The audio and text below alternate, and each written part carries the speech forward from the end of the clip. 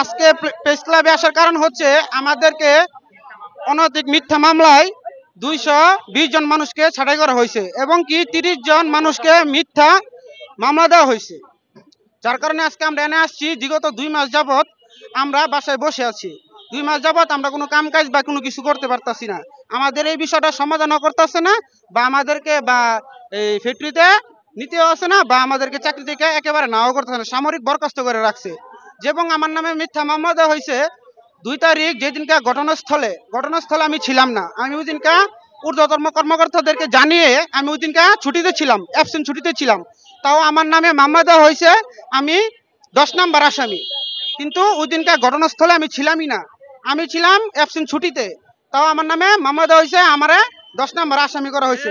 আমাদেরকে এমন বাসায় বাসায় পুলিশ গিয়ে রাত্রে 2টা 3টা বাজে আমাদের শ্রমিক ভাই বান্ধবকে হয়রানি করে ধরে নিয়ে গেছে এবং কি কারোর বাসায় থাকতে দেয় নাই।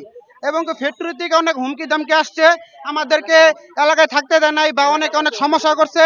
যার কারণে আমরা এরকম রাজপথে আসতে বাধ্য হয়েছি, আমরা রাজপথে আসতে বাধ্য হচ্ছি। এখন কি আমরা চাইতেছি আমাদের এই বিষয়টা চালু করে সমাধান হোক, আমাদের এই বিষয়টা এমডি স্যার মহোদয় জানুক, আমাদের এই বিষয়টা সমাধান করে আমাদেরকে সুষ্ঠু বিচার করে দেখ।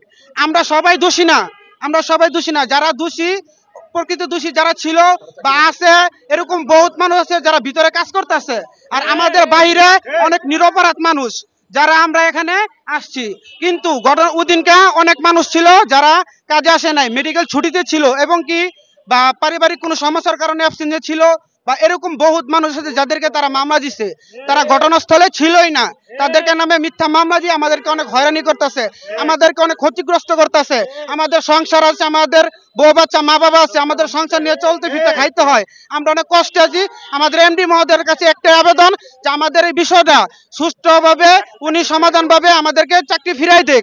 অতএব আমাদেরকে এই বিষয়টা কেমনে কি করণীয় উনি এটা আশা উনি করে দেখ। অনেক সময় অনেক